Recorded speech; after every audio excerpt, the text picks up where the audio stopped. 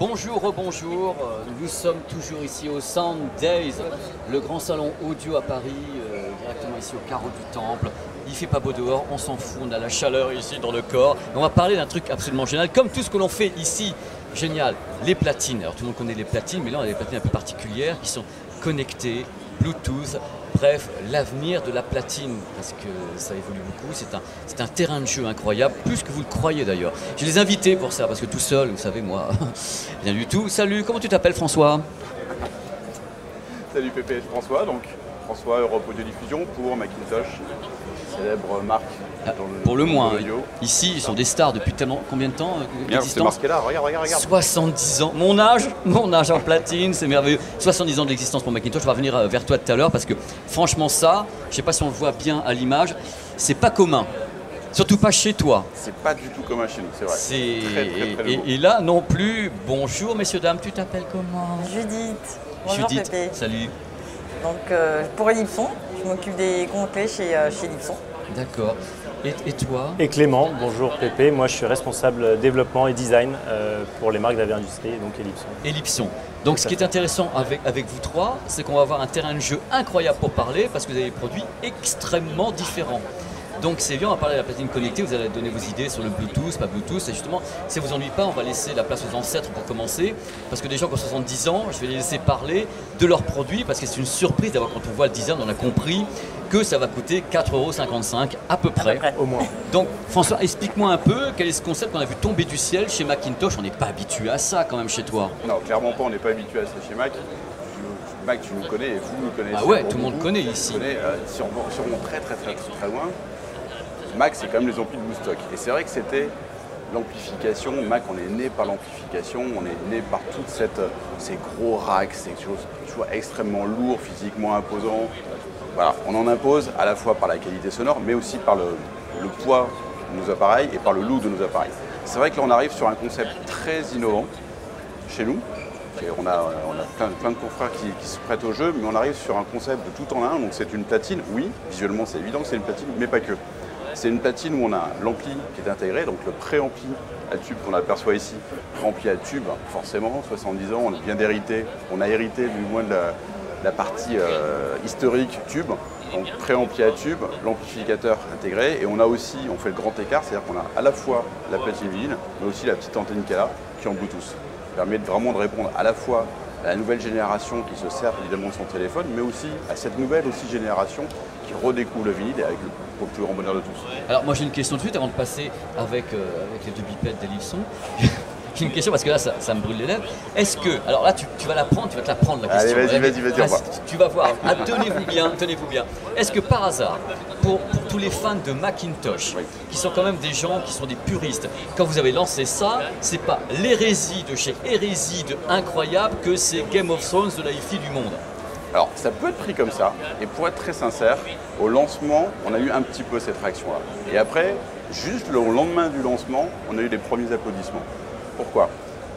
Nos systèmes hi-fi traditionnels sont tous constitués d'une multitude de boîtes qu'on aligne les unes derrière les autres. Et si je rebondis juste sur la petite interview que tu as vue tout à l'heure, où on se faisait en aparté avec Damien, qui est un garçon adorable, qui fait des choses dingues, mais qui ne sont pas forcément à la portée de tout le monde. Et nous aussi, on ne fait pas des choses toujours à la portée de tout le monde.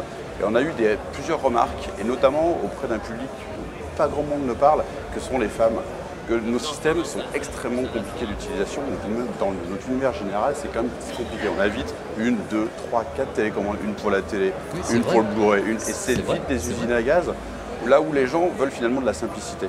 Là, on a 1, 2 boutons, et on fait tout de manière extrêmement simple. Et c'est aussi ça que les gens viennent chercher chez Mac. Mac, bien sûr qu'on sait que c'est de la qualité, bien sûr qu'on sait que c'est du produit ultra abouti où la performance est au rendez-vous, mais il faut que ça soit simple. Et là, on a quelque chose de très simple. Oui François, alors moi je fais l'avocat du diable, je suis là pour ça, c'est mon Bien rôle. sûr.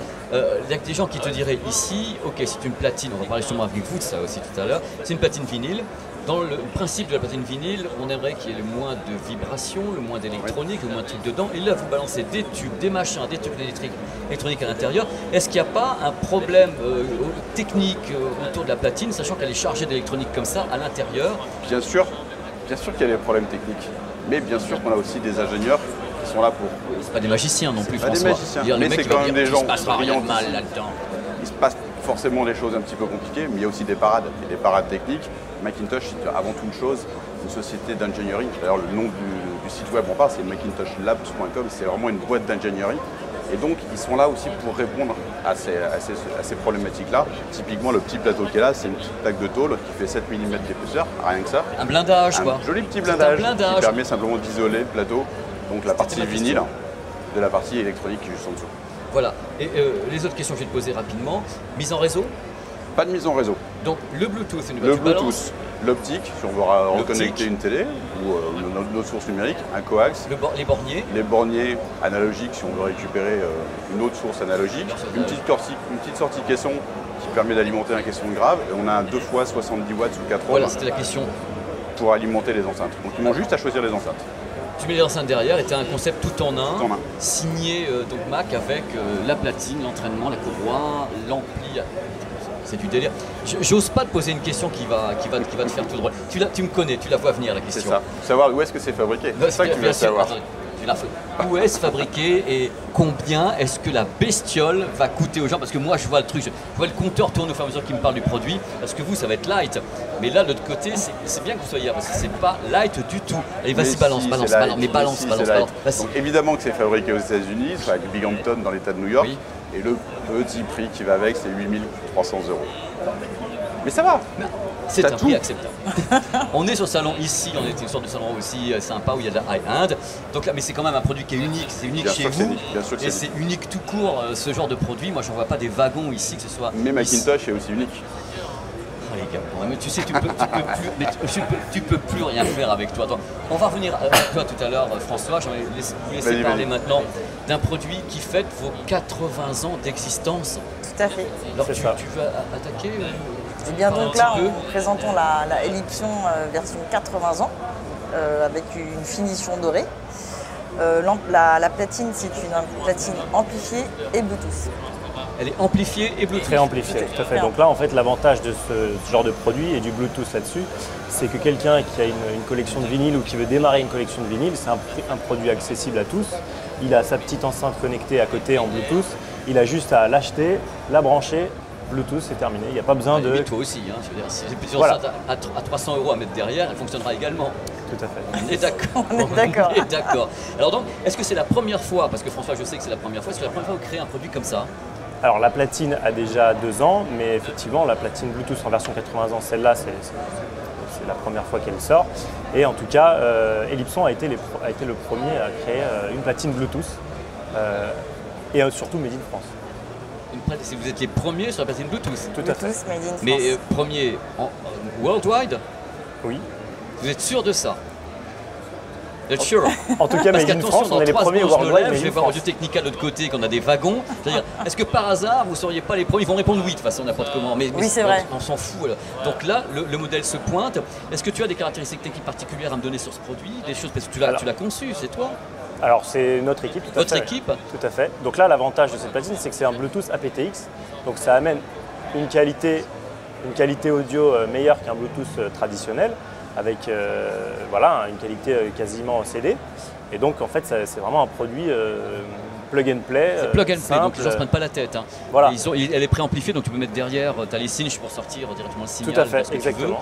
Tout à fait, vers n'importe quel ampli si besoin. Ouais. Ou, donc voilà, pour une utilisation la plus simple possible, c'est vraiment, on la branche, on met le CD, on a une petite enceinte connectée et puis c'est terminé, quoi. Mais si je comprends bien, pour vous deux, enfin, je veux dire, les marques que vous présentez, c'est une cassure complète parce que vous êtes des marques nobles, parce que vraiment, vous êtes des marques nobles de hi-fi, que ce soit Ellipson pour la France, ou toi pour les États-Unis. Et là, vous sortez des modèles qui vont vers le Bluetooth, qui sont des modèles préamplifiés, des amplis. Est-ce qu'il se passe quelque chose dans la hi-fi actuellement pour qu'en effet on garde cette base légendaire et qu'on rajoute des choses par-dessus pour vous, entre guillemets, je veux dire, bêtement, draguer les jeunes un peu ou évoluer? Quelle est votre position là-dessus, Judy ou François? La plupart des acheteurs de vinyle, on a remarqué en général moins de 30 ans. Donc c'est vrai que c'est une clientèle qu'on veut tous attirer. J'imagine Ellipson, chez toi, je pense pas. Ah, quand même. C'est top alors, je suis pour, je viens d'avoir 30 ans, je suis pour. Non, mais c'est sûr que c'est une nouvelle clientèle. Tu as remarqué ça donc actuellement? Oui, de manière générale. Ensuite, chez Ellipson, on a également pensé que la platine, aujourd'hui, comment elle peut rentrer chez vous? Habituellement, vous avez déjà tout un système de télé, d'enceintes qui sont déjà installés chez vous. Et pour entrer dans l'intérieur aussi de chacun, c'est que c'est aussi un bel objet qu'on peut mettre dans n'importe quel endroit de la maison et qu'on puisse après brancher directement sur ces enceintes. C'est aussi pour ça qu'on a pensé à une platine connectée. Mais aucune n'est en réseau. La vôtre ne peut pas être mise en réseau non plus, ni la tienne. C'est-à-dire qu'il n'y a pas de procédé, comme on a des enceintes connectées qui se rajoutent au réseau. C'est peut-être l'étape suivante, je pense, qu'on puisse imaginer que ces platines puissent être en réseau après Wi-Fi, pouvoir intégrer directement un réseau existant. Pour moi, je crois que c'est l'étape suivante.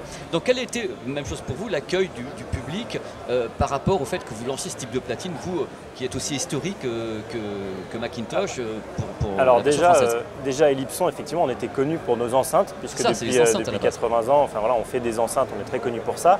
Mais aujourd'hui, on a besoin de séduire un public différent, qui n'est pas le même qu'il y a 50 ans, et qui a envie de simplicité d'utilisation, qui a besoin de produits simples. Voilà, je veux tout en numérique parce que c'est très rapide, je ne veux pas m'encombrer.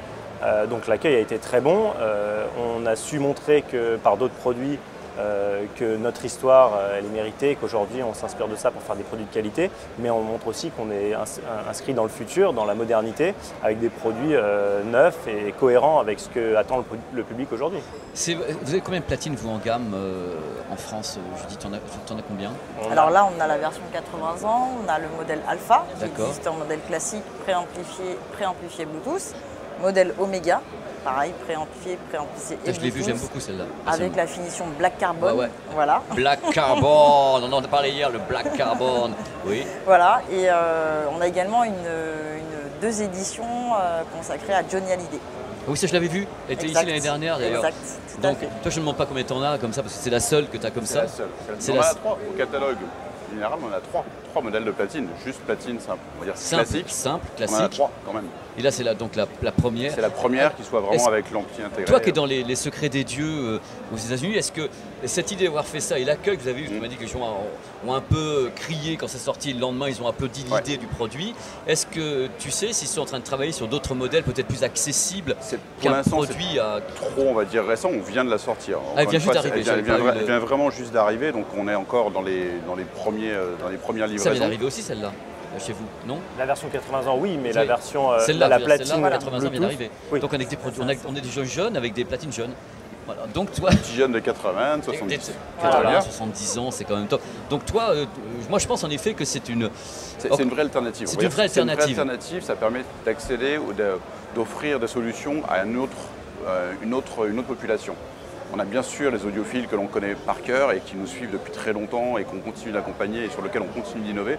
Mais là, avec ce genre de produit, ça permet vraiment d'aller chercher une autre population qui, encore une fois, et c'est le mot simplicité, je pense, c'est quelque chose de très important.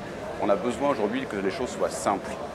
Aussi bien en termes de streaming, le Bluetooth, etc. Il faut juste que ça réponde à la manière dont les gens consomment de la musique d'aujourd'hui. Ça répond complètement. De toute façon, moi, ce que j'attendais depuis longtemps, c'était ça. Franchement, parce que pour moi, le renouveau, entre guillemets, ce qu'on appelle du vinyle, c'est que les jeunes puissent également avoir utilisé le vinyle avec des systèmes qui sont déjà eux, donc l'enceinte Bluetooth et autres, et pas se prendre la tête. C'est pour ça qu'ici, on ne voit pas, mais en face, on a un stand qui propose des vinyles avec un code NFC. Quand les gens achètent le vinyle, ils scannent le code NFC, ils ont accès à des remixes complémentaires qu'ils peuvent télécharger sur leur smartphone et autres. Je pense qu'une partie de l'avenir passe par là. Et je pense que justement, c'est super de vous avoir eu tous les trois, parce que vous représentez des marques historiques qui, en plus, ont compris que directement, pour séduire l'avenir, pour s'assurer l'avenir, il fallait faire ça. Donc ça, c'est génial. Donc pour vous, en effet, on va finir là-dessus. Il n'y a pas d'hérésie là-dedans. Non, vraiment. Encore une fois, l'idée, c'est d'ouvrir. L'idée, c'est tout à fait. Il faut séduire tout le monde. Il y a des clients pour ça. Effectivement, un audiophile pur, il va passer sur un autre produit.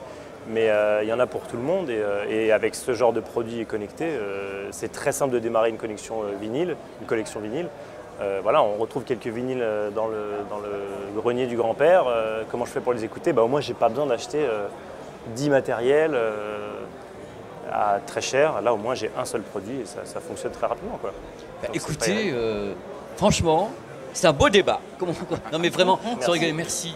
Merci à vous trois, c'était vraiment un plaisir parce qu'on a pu carrément peut-être casser une légende. On a toujours l'impression quelque part que le marché de la hi-fi, ça reste un marché toujours élitiste où les gens sont quelquefois un peu arc-boutés sur certaines choses. Et vous prouvez, vous, encore une fois, je me répète dans ces propos, que des marques comme les vôtres sont capables de « Ah, on y va !»